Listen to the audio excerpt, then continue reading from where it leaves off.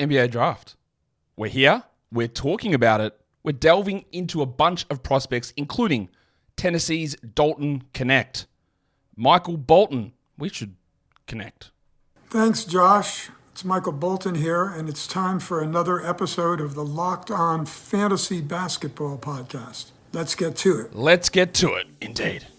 Get me up, big fella. Sneaky link. You are Locked On Fantasy Basketball, your daily fantasy basketball podcast, part of the Locked On Podcast Network.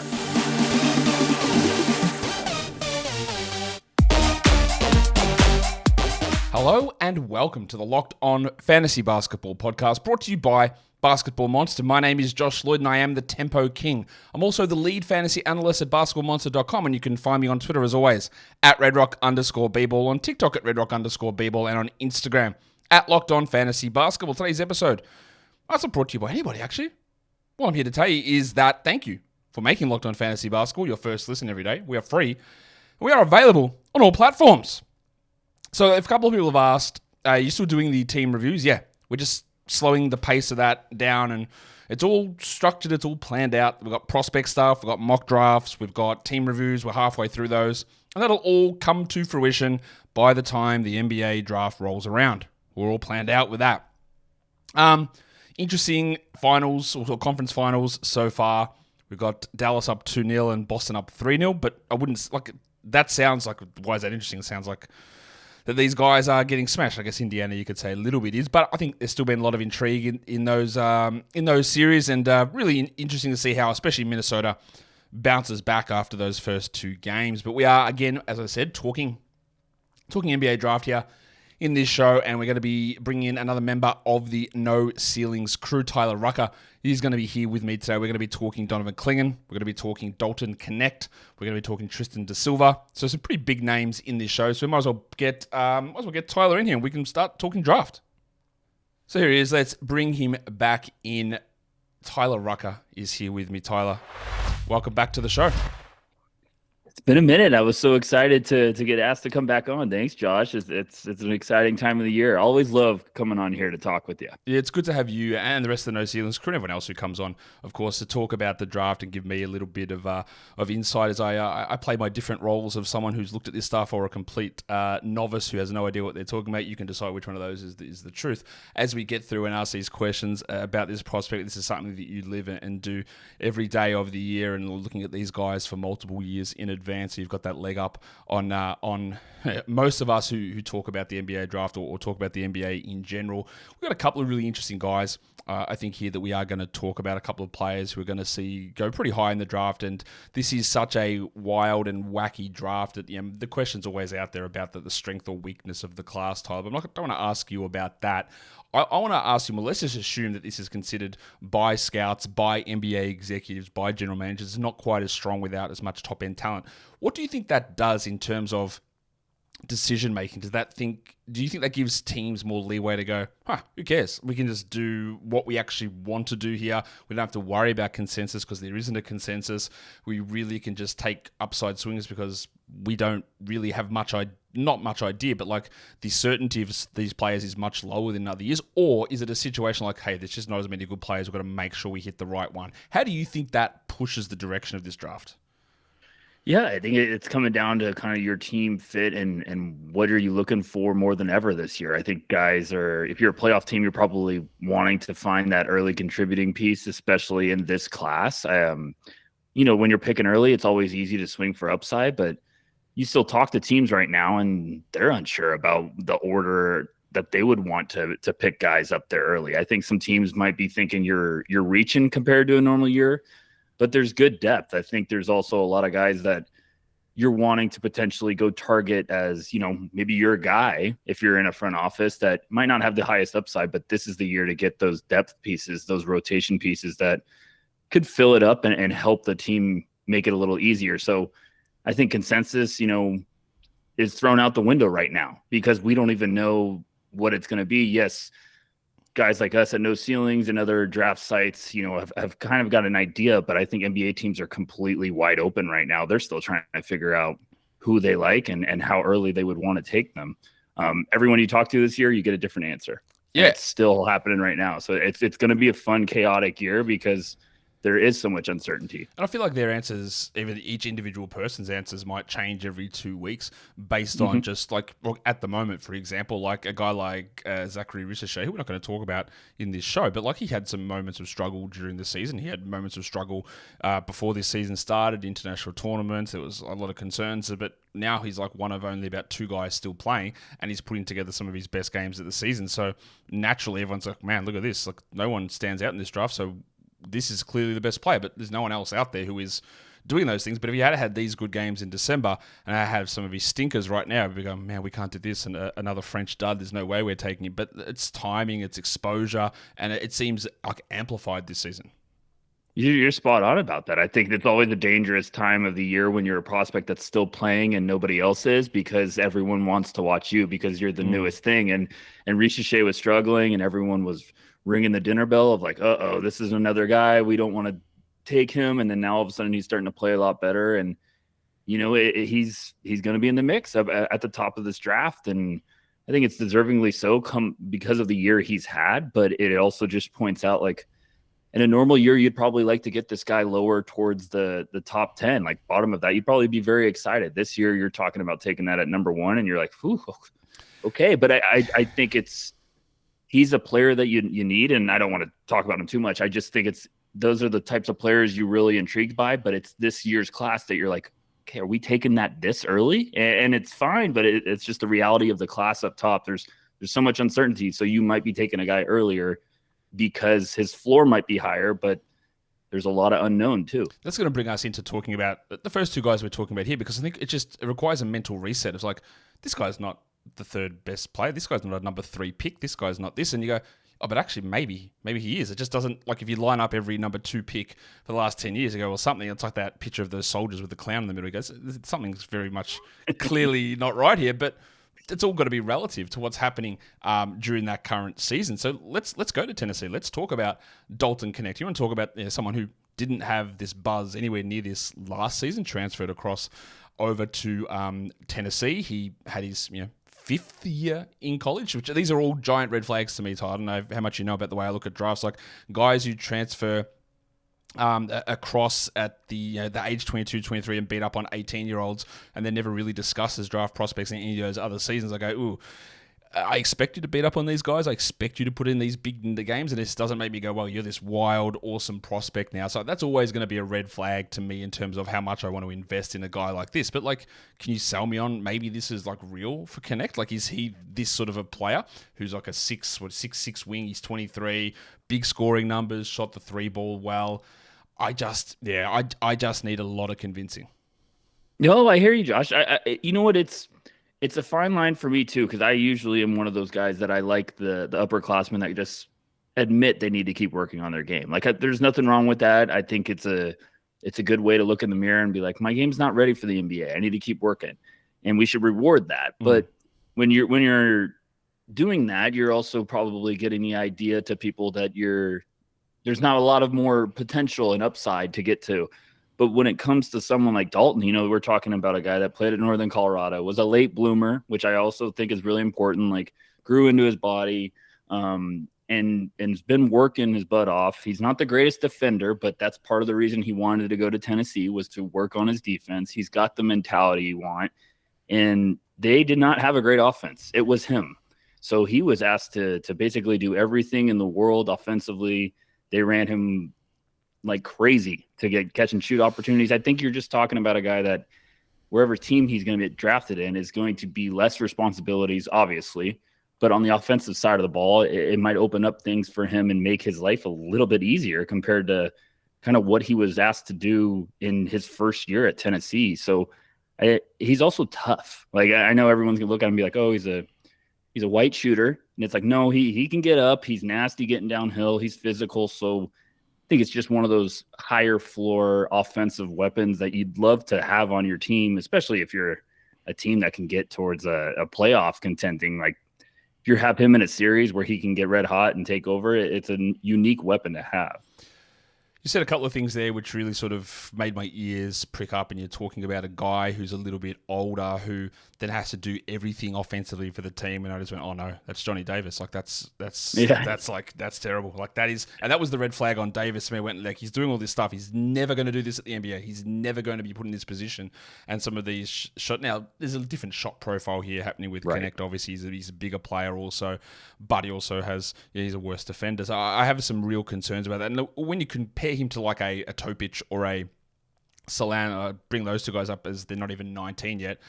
When their rookie contracts finish, they're the same age here as where Dalton is. So it's a very different. Yeah, you might get, and you almost definitely will get better production out of someone like Knecht. But you might not. You also might not. But you probably will get some better production right now. But it's so hard to judge these guys when there's like a whole rookie contract's worth of space between where they are in their developmental timeline, and that's where it's very easy to just go, well, look, 28 points per 40 minutes, and he shot 41% of his shots from three. He was efficient everywhere. He put up these numbers. He's solid assist numbers, but again, who are you playing against? And that age gap is massive. So to me, my blanket rule generally is just going to be like, you're this old, I'm not taking you in the top 10. Where do you think someone like Knecht is? Because people will say he should go to Portland at 7. They need a win. Like, yeah, that's great, but like, does that make sense? I can't get there at this point.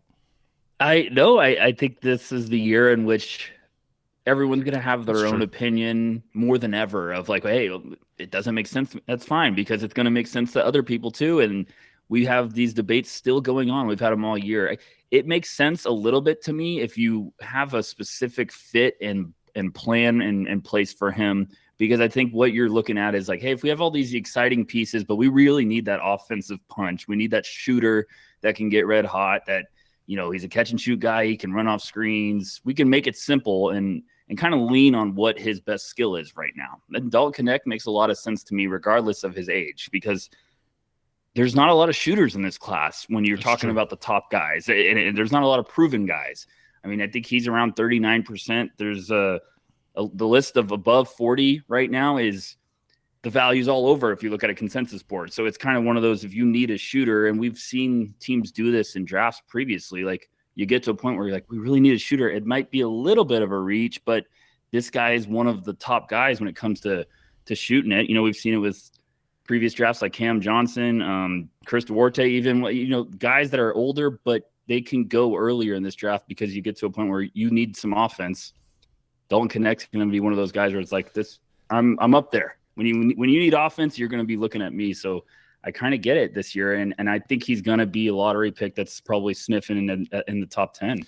I think he probably will go. He probably will end up going. That's how English is said. That's where he'll end up going is in the top 10. But like I look at, go back to Portland, a 23-year-old shooting wing prospect like Chris Murray that they took last season. Where would, obviously Knecht said, I'm not going in that draft. I'm not going to be putting myself in that draft. Murray did and had like a range of a draft position around the 20s. That's probably where Knecht would have been hitting, because it's not like his numbers are hugely different to what they were at Northern Colorado. Obviously, you're just doing it in the SEC versus wherever Northern Colorado plays. So that is there's a difference there, but it wasn't like his numbers jumped significantly. It's just that, again, even I have to do this. I have to be recalibrating. I say, I don't want it. I don't want it in the top 10, but I go, well, who else? Who else am I actually taking in this spot here? Who else is worthy of it with the other players who are around? You're right, getting shooting at that sort of size. If we just recalibrate our minds to go, well, if I have to get a guy who's maybe he is only a sixth man, but he's really valuable shooting, maybe that is the seventh best player in this class. That is distinctly possible as well. And sometimes, breaking that mental barrier is tough. And we all suffer it. None of us are immune to those psychological conditions, Tyler. Yeah, I completely get it. I think even if you're like, if you could get him and you have a starting five that has a lot of upside potential, like someone like Portland with a lot of young pieces developing, and Dalton Knecht's your sixth man, and he can come in and really pack a punch offensively, like, ooh, that's exciting. And Chris Murray's a good comparison, but I think Dalton's just got more of a punch when it comes offensively. And like, he can get after you downhill. He can finish above the rim with some nastiness. He's got, I think he had it around a 39-inch vertical. He's also got the body right now. Like he's kind of ready to go. And it's going to be interesting the kind of role that an NBA team has for him early on. Are they going to try to make it simple, or are you going to try to just be like, hey, this is our sixth man off the bench. Let's let him run. Or if you're taking him early, maybe you're so impressed or intrigued, you could have him alongside some of your other pieces as a starting guy, as a rookie. So I just think it's one of those, his NBA skill is going to be something that we see teams are always fascinated, intrigued, and desiring when it comes to these type of guys. So I think Dalton's just probably going to be one of those guys, if he interviews well, which, it sounds like everything's been going good so far, but he's going to be dangerous in this class with a lot of uncertainty. Like, we know what we're going to get with Dalton Knecht, and that's a really good scorer. Before we get on to, we're going to get onto the next prospect right now, but before I do, I'll leave one little thought for everybody about Dalton Knecht. We've had a thing that we've discussed many times in this show about players with a 2% steal rate having good success through the NBA. Dalton Knecht's 1.28. So yeah, I'm a little. That also gives me a little bit of that. We'll see. We'll see where that goes. Let's move on to the next guy. Just after I tell you that today's episode is brought to you by eBay Motors, because passion, drive, and patience is the formula for winning championships. It is also what keeps your ride or die alive, because with eBay Motors, they've got everything that you need to maintain your vehicle and level it up to peak performance. Superchargers, roof racks, exhaust kits, LED headlights, and more. Whether you're into speed, power, or style, eBay Motors has you covered, and with over 122 million parts for your number one ride or die, you'll always find exactly what you're looking for. With the eBay Guaranteed Fit, you know that these parts are going to fit your ride every time, or your money back. Because with eBay Motors, you're burning rubber and not cash. With all the parts you need and the prices you want, it's easy to make your car the MVP. Bring home huge wins. Keep your ride or die alive at ebaymotors.com. Eligible items only. Exclusions apply. eBay Guaranteed Fit, only available to US customers. All right, so now, Tyler, that brings us talking about the next guy, who is another player who I have just gigantic questions about, and for different reasons. And we're going to talk about Donovan Clingan, a guy who I have heard be whispered to be a number one pick, a number two pick, a number three pick. This this just big man who has shown out on the biggest stages in college basketball over the last couple of seasons. But here's my number one question for you on Clingan. If he's this good, why do you play 23 minutes a night? The health. That's the biggest, it's the biggest red flag right now is his health. He had a number of injuries to start out there. I mean, he had an injury before he even started the year.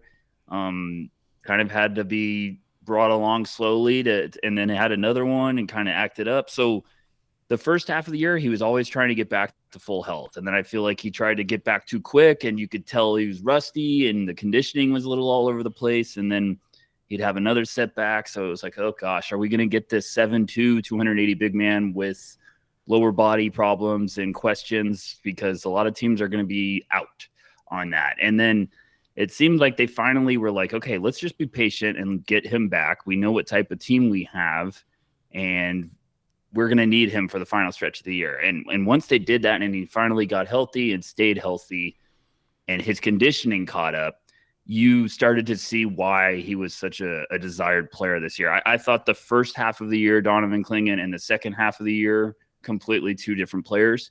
The second half of the year and how he closed, like I've even talked to people like execs and scouts about it, and they were like, oh yeah, it was a different person. So I think that's the guy teams are so high on right now, is what he looked like at the end of the year when he was healthy and everything. But teams still are going to want to see, is the medicals good? Is everything working out? But yeah, he's in the mix up there. He's the name right now that everyone's considering, because I think he's looked good in workouts and in interviews. He's been good. So he's the name everyone wants to talk about right now, because like, could he be going that high, or is he going to go down a little bit lower? He's just another name in this mix that you could see him going top 3, and you could see him going 7th somehow. It just makes a lot of sense to me to why teams would buy or why teams would be hesitant. At this point, I wouldn't even take him in the top 7. I've got numerous reasons for that.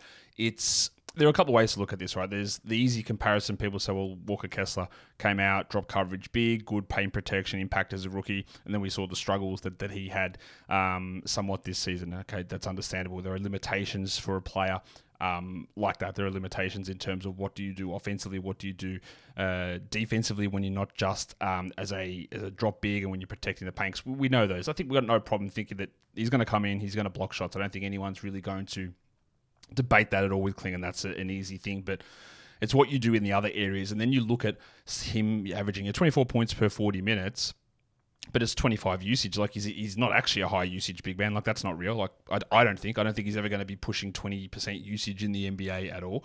What does he do when he gets the ball? We're seeing him flash this 3-point shooting at the combine, which seems complete garbage to me. I don't think that's going to be anything that happens at all. Like, he's a 50%, 60% 3-point shooter. I just think that he is, again, a quite limited player.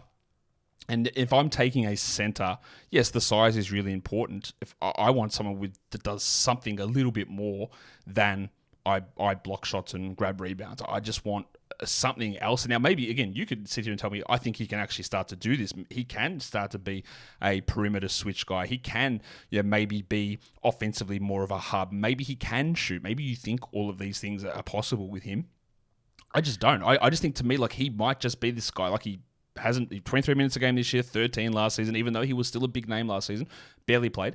I think he's going to be one of those guys that probably never plays 30 minutes a night. He's a 24, 25-minute center as part of a platoon. Like, I compare him to what Derek Lively's doing at the moment in the playoffs. I'd have Lively 100 times out of 100 over where Klingan is. But there are teams that, like, the Wizards go, we don't have a center. We need to take him. We need a center too. And I go, you're not good enough to be making that sort of decision for a guy that I think probably best profiles as a solid center who is probably more role player-ish, and you can't actually have as a foundational part. Like, rip that apart if you want, but like that's how I view it.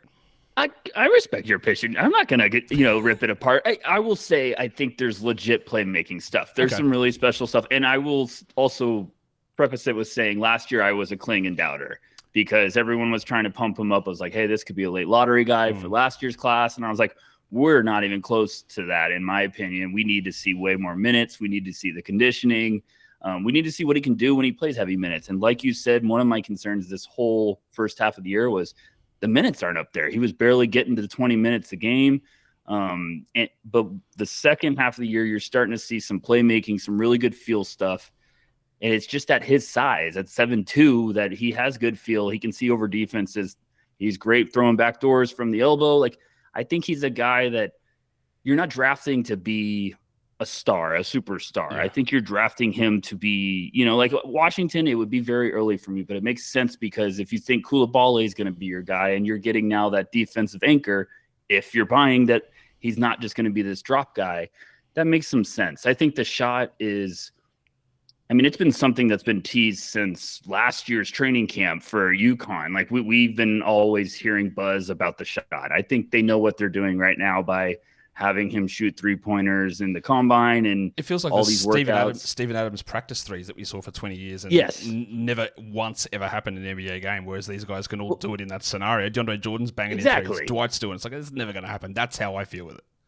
Well, Lively was doing it last year and everyone was going crazy about it. It's like, you know what you're doing. So I think now, though, that Lively had such a good year, I think teams are going to look at that and be like, we don't need them to be these superstar guys. And, we're not finding Nikola Jokic in this class, but we could be finding Derek Lively's that really are something that's going to be important for us to build the rest of our roster out. And I think Klingan has good upside. I think he's got really good feel.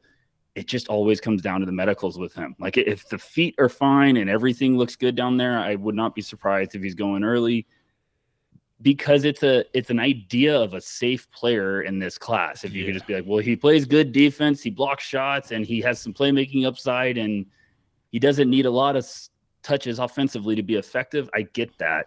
I still think if he could become like a Jonas Valanciunas with more size, that makes a lot of sense to me, like some upside, and not shooting it all the time, but just like, okay, if you're going to leave me wide open out here, I can make 1 or 2 a game. But I get the questions. I get the doubts, because there's a lot of guys in that top that everyone's going to have doubts about. It's just kind of who do you have your flavor this year? Who do you like? It's everyone's opinion. Last thing on Kling is that, like you said that about like the safety of that, and I agree, there is a safety of this guy. Like, at very worst, I know that I can play him 20 minutes as a backup big man who has really strong defensive numbers with my second unit, enabling me to play a bunch of no defense gunners in that group. Like, I know there's a safety in that, versus like, honestly, like, again, it's a lazy comparison, but what if Zachary Ricochet turns into Sekou Doumbaya? Like, they're both French, I know, but like, what if he's Mario Hezonja and just disappears? Like, he just can't hack it at all, and just the shot's never there. And Bazalis, the same stuff. Like, what if he can't do anything in the NBA? Whereas with Klingan, he's never not going to be big, and he can be out there and he can still, all that rim protecting stuff is going to be there. And if he plays 18 minutes a night, he gets 6 fouls in 18 minutes, it doesn't really matter. So there is a level of safety there, and that's where the overall idea of this class does I think play into a lot of these decisions. But that's those two main guys. We've got 4 other guys we're going to get into. We'll get into them and talk about them in a second. This next guy is someone that there's a bit of buzz around him last season. Ended up, like a lot of these guys, not keeping his name in the draft. We are going out to Colorado to talk about Tristan da Silva, born in Germany, I believe. He's another 23-year-old. I say this to everyone, there's a million guys who are aged between 22 and 23 who are 6'7" to 6'9", and they're forwards. And I go, do they shoot a little bit? Yeah, sure. Can they defend? Yeah, maybe a little bit. Like, there's 35 of these guys in this draft, and he is another one of those players. He definitely had more buzz last season. I thought Da Silva, like a sort of a late riser, then went back to school. Like, the numbers are okay. Like, the usage is not like one of these guys where he just had to do everything on his team. Like, 22 usage is something that makes a little bit of sense as a role player. What's his number one strength? I love his free throw shooting. The 3-point attempt rate is great. All that stuff is strong. But what's the number one thing that Da Silva brings? I think it's the offensive versatility. You kind of have him play a number of different roles, and he's a guy in a normal class that'd probably go in later in the first round, or you'd be trying to get up to go get him and be intrigued about a rotation piece. And I think because of this class, because of the questions early on, he might be a guy that rises just because you kind of know what you're getting with him. And he's going to have good size, good positional versatility. It's 6'9". He can shoot it a little bit. He can go inside and kind of be tough around the boards. He also's got good feel. It's just one of those, like, hey, it's not the sexiest pick in the world, but it's going to be a guy that probably helps your rotation for a big amount of time. And I think there's teams that I've talked to that are very intrigued with him. And he's the one guy, it seems like this year, that's the only guy, every time I ask around, everyone tells me they like him. Like every other prospect, it seems like I get 2 different answers, but with Da Silva, everyone's like, oh, I like him. I like him. And I was like, that's usually telling in a year like this where everyone has so many questions. I think Da Silva is just one of those guys where everyone's going to be chasing upside, but with Da Silva, you're like, hey, this might be a guy that plays for a long time for our team and can space the floor and shoot it, and, not a turnover guy, but like he just played a lot of roles for that Colorado team this year. He kind of accepted any challenge or what they needed him to do. So I think it's just one of those names that's going to keep buzzing, and he's trending in the right direction. He's one of those guys that I think had that late buzz last season, and then if you look at his numbers last season compared to this season, there's really not that much difference. Like, they're almost identical, except his assist numbers. They were low. They went from like 1.5 to 2.5, but that's still a significant increase, and that's impressive. Now, if he did all of this, if all of his numbers were here and he was 20, I'd be like, I love this player. Efficiency. Yeah. He can do some defensive stuff, can just do bits and pieces of everything. He's got this great size, what we want. He's young. Wait till he develops. But now look at him, he's 23. And there wasn't a huge improvement between last year and this season, and sort of just sitting there to go, oh, if this is what we get, it's fine. That's a useful 7th man. It's a guy that like someone like the Hawks would have killed to have when they had no forwards on their team. And could he end up better than what Saddiq Bey is? Maybe. I don't know. Could he be that sort of guy? But when we just see it sort of that stagnation to be from good to still good and a little bit better good, but not blowing us away. Okay, it's a little concerning in that area. I love the game. It's so useful, but in terms of trying to project it out as to where we get from here, I look at this and go, what's the thing, Tyler, when we look at Da Silva? Like, you go, I might think this is improving. This is what we look at. Well, when he does this, or he's got the ability to improve this, or we just like, this is sort of what he is.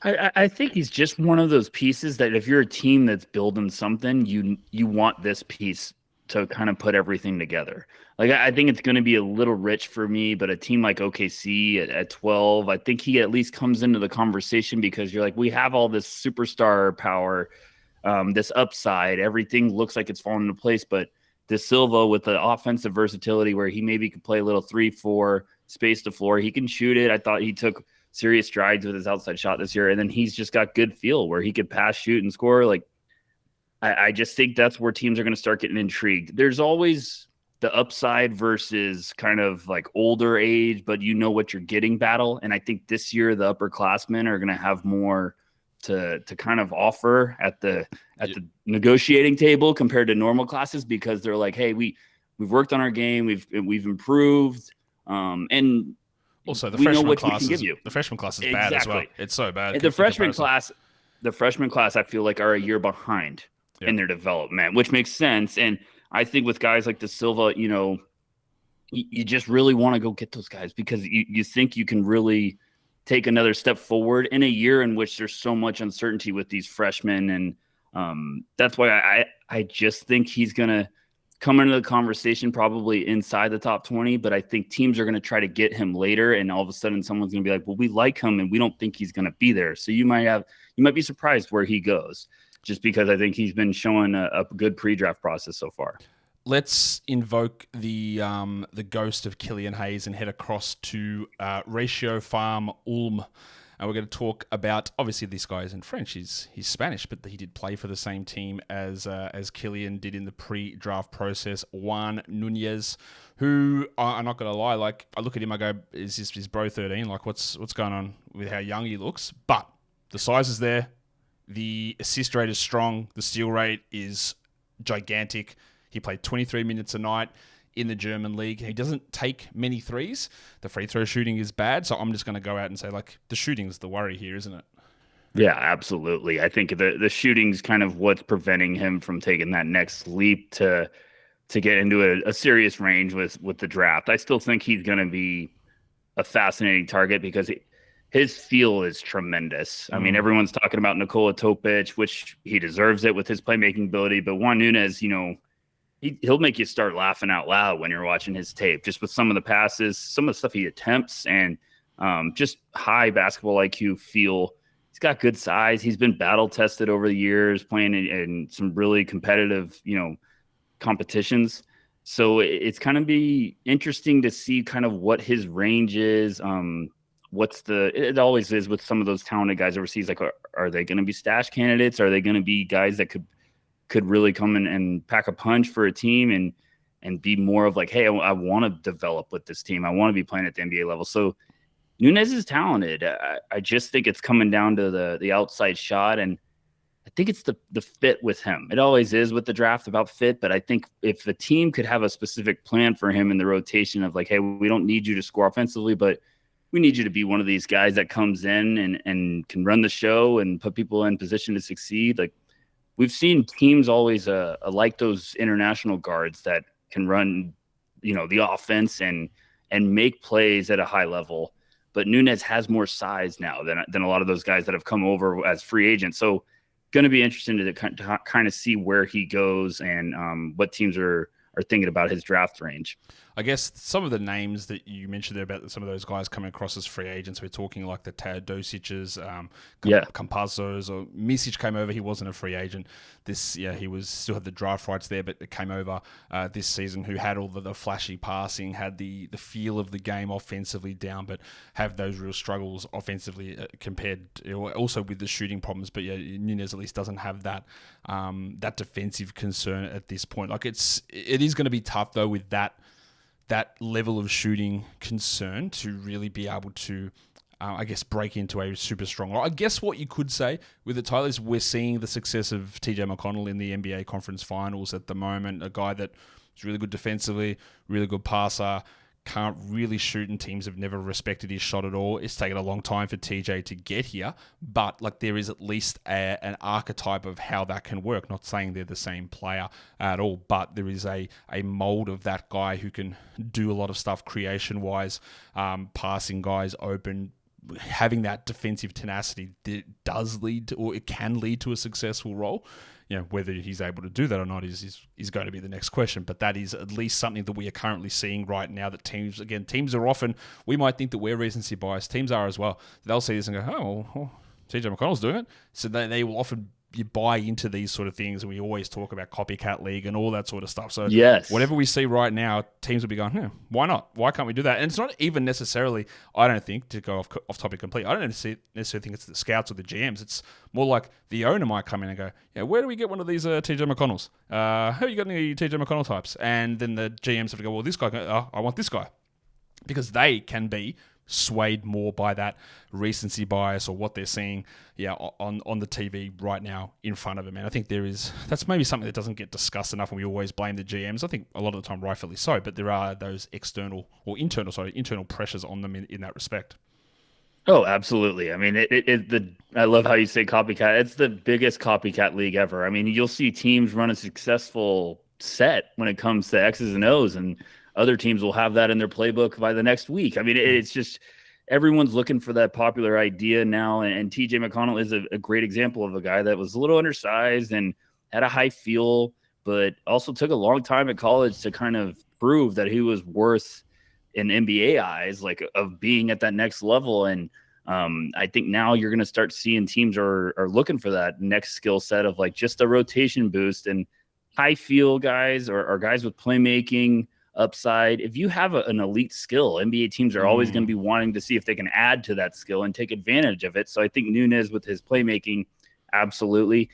The shot's just been the question kind of over a while. And I'm right there with you. The free throw number always kind of gives me like, gosh, I wish this was better, because it would seem like more optimism about like we can figure this out. But those guys too, it's just you got to figure out a way to kind of make it work when it comes to your weakness. And if he can get to a point where he's just hitting a couple outside shots to make the defense respect him, he'd be a great asset in your rotation just because of his NBA skill, which is a dangerous playmaker. Let's try and find the next guy's NBA skill. That's Antonio Reeves out of Kentucky. He's not quite the 6'7" forward that is 23 years of age. He's got one of those things down pat because he is 23. He's a shooting guard who averaged over 23 points per 40 minutes. He's like 6'5"-ish. So he's a wing. He's a little bit shorter than some of those other guys that we've been talking about. Solid enough. 83 from the line, 60% effective field goal percentage. As just a capsule note on him, is he a shooter and nothing else? Like what is he at? I guess what is he projecting to be at the next level?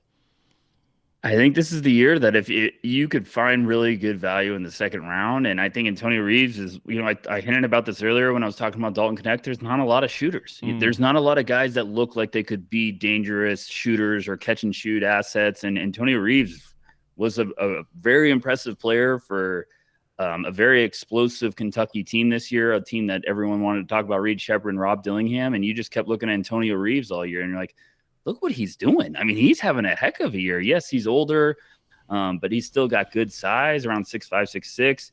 He averaged around 20 a game. Like he can do some stuff that at some point in this draft, you're going to be saying, hey, Antonio Reeves can light it up, and this could be a good value for us. I really do think those are the guys in this class. That is why a lot of evaluators, a lot of scouts are intrigued with the depth this year, because you can find guys like that late.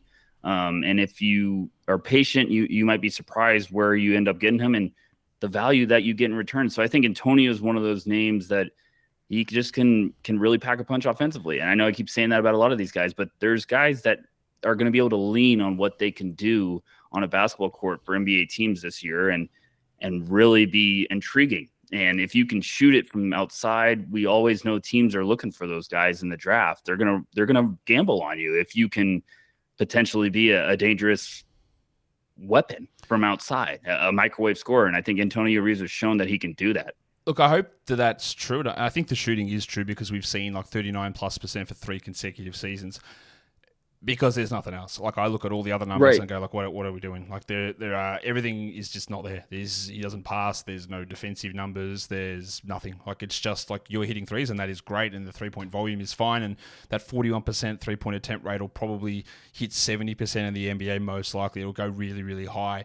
But there are roles for these guys. Like you said, like we saw the elevation of someone like a Max Strus this season, or the Sam Hauser or Sam Merrill in little bits and pieces here of guys who just stepped into roles and go, just, hey, go out there and just chuck this stuff up. Like, don't worry about the other stuff. Just get your shots up. Now, Struce did a little bit more stuff, but Reeves is in this spot because the other stuff is bad. Like, there's no question that it's not good. It's not projectable to be good at all. But that level of shooting, that consistency of shooting over that period of time, it is something that I think scouts do have to pay attention to. And I am firmly with the belief, like you said earlier, if you've got that one skill, that's where we're at. It's not like you've got like everything is like average to below average, and you go, oh, well, maybe we'll work on one thing. If you got something that's good, you go, all right, we got this. We're here with this. Let's just work the other stuff around it.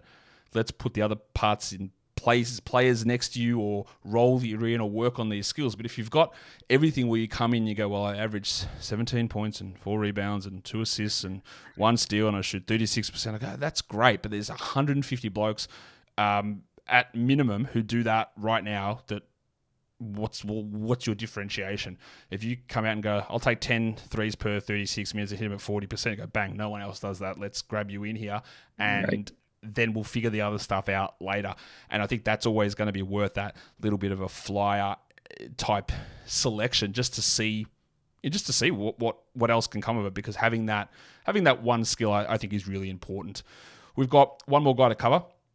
I'm going to go to Marquette. We're going to talk guards again. We're going to go to a guy that probably has a chance, I would say almost definitely has a chance to go in the first round. That's Tyler Kolek. He's going in the first round, isn't he? I think he will for sure. He's just talented, Josh. I mean, he's nasty. He plays with a chip on. He plays with a boulder on his shoulder. It's not a chip. He just plays the way teams are going to be very intrigued by it. And he's one of those guys that on film you kind of are like, all right, like white guy, a little short, not a great athlete. And then you start seeing he just can blow by everybody. He finishes with touch. He finishes with creativity around the basket. He throws some passes that you're like, okay, I'm going to rewind that because it's just awesome. And how did he see that angle? And then he can step out and shoot it. He can do a little bit of everything. He's going to be one of those names that if he lands with the right place, we're probably in a couple of years going to be like, why did he go there? Well, he should have gone way earlier, because he's just going to be a really good basketball player that's tough-minded. And I think with a lot of these guys, if you have the right mentality and the light isn't too big for you and you're tough and you're going to be a competitor, you find a way to play at this league for a very long time. And he's just going to have to be the offensive version of a lot of those guys like Patrick Beverley that have the mentality of like, I'm still going to be fighting to make a roster. But I think Kolek's the offensive version that is going to be nasty. And at some point, the first round teams are going to be like, we have the opportunity to draft Tyler Kolek and have a really good floor general coming off the bench. Like, yeah, we'll take that. So I think he's going to be a first rounder. If not, someone's going to get a potential steal in the second. I think that we have this idea a lot of the time that like first rounder means starter, and it doesn't at all really. Like if you just get a rotation level player, that could be good enough. You're picking at 26 or 27 and you get someone that can come in and be like, let's look at the role that like a Juice McBride played for the Knicks this season. He stepped up as a starter when needed. He'd play huge defensive roles. He'd up his offensive role, but he was just there and being good this whole time. Now, my problem here again is with Kolek. He's 23. All right, so again, you're doing it against as an older guy against younger kids, but the measurables are all pretty bad. Like bad vertical. All the combine numbers are really low. He's 6'2". He's very close to having a negative wingspan. He almost strikes me as a guy that I'm just going to coin this term right now, Tyler. He coins me as like almost like a car dealership sort of a guy, the guy that puts up the numbers, maybe gets the NBA, then comes back and gets a car dealership named after him in his college town and is on TV like, yeah, you remember me from my Final Four run, and comes and sells the come get the best deal on trucks. And he's giving me a little bit of the car dealership former college star guy coming back to the hometown to sell cars to people, just because it all plays well. The numbers, the tenacity is there, but some of these measurables are like, yeah, I'm not sure that a +0 wingspan, 6'2", 23-year-old point guard is necessarily the guy that I'm super excited about. Oh, I completely agree. That's probably one of my favorite analogies I've heard of the whole draft cycle right now. So I love that. If Tyler Kolek had good measurables and was 2 years younger and had this type of year, we'd probably be talking about him in the top 10. I mean, he's just that type of player. That's why this year's been so much fun, because you see guys like Tyler Kolek and you're like, everything's telling me that I should be drafting him later, and everything's telling me like, I don't know if this is going to work. But then you just turn on the tape and you're like, at some point, what I'm watching, this dude can just play. This kid can play. And it's like, do I want to fascinate this year with the numbers and how old they are? Every draft we do that. We try to find like kind of where's the balance point in the first round in which you start swinging for upside, or you start being like, hey, the higher potential or higher floor guys, make a lot more sense. So I think Kolek, that's probably why he's going to be going later first round, is because the measurables, like you're saying, the wingspan, his age, I get it all. But, point guard's always the most difficult position to kind of transition to for a young player to get to the NBA. And I think Kolek's one of those battle-tested guys that I think will at least be able to give you some dangerous stuff off the bench in your rotation. And I think you put that perfectly, Josh. Like, a lot of people think the first round, you're a starter. And it's like this year, I think a lot of those guys are going to be, no, you're not starting, but you're probably going to be a great asset to groom off the bench. And, these are the years that guys like that get drafted and you're coming off the bench. If your team gets to the playoffs, you're like, man, we have a really good piece coming off the bench now that might win us a playoff game or two each series. So I think it's just the year to get depth. And I think Tyler Kolek is going to be a heck of a piece for whatever team he goes to. That, Tyler, is the end of our discussion on draft prospects. So once again, I do thank you for coming on and sharing all your opinions on these guys, the draft as a whole, and all of the work that you do, and all the guys over at No Ceilings all throughout the season to bring us all the information on these guys. It is really appreciated you giving us your time and coming on here and talking about these prospects. So thank you for that. But tell us also what's going on over at No Ceilings at the moment. No Ceilings, we're getting ready. We're about to get a draft guide out there soon. We've got mock drafts coming, big boards coming, updates. So it's been a fun year. And for everyone that hasn't checked us out, NoCeilingsNBA.com, everything's free. So Josh, as always, thank you for having me on, and it's going to be a fun cycle. I need you to get excited, but it's going to be a fun draft. Just get excited. I'm working through all these prospects. We're going to do the second mock draft coming up, I think, later this week, and then we'll get a bit more excitement into it. But it's about, again, perspective is what's going to be one of the key things as well. What's your perspective on this guy, and having the right expectations enables you to get that excitement level up. And I'm just recalibrating that at the moment, Tyler. Thank you again for coming on. Really appreciate having you here. Absolutely. Thank you so much. And that'll do it for another Draft Prospect show. What do you think about Dalton Knecht? What do you think about Donovan Clingan or anyone else that we spoke about on this show? Are my fears rational? Am I being too pessimistic? Is Tyler being too optimistic? Tell us down below in the comments. And of course, you know what to do with the old double bang and the thumbs and all that sort of stuff. Guys, we are done here. Thank you so much for listening, everyone. See ya.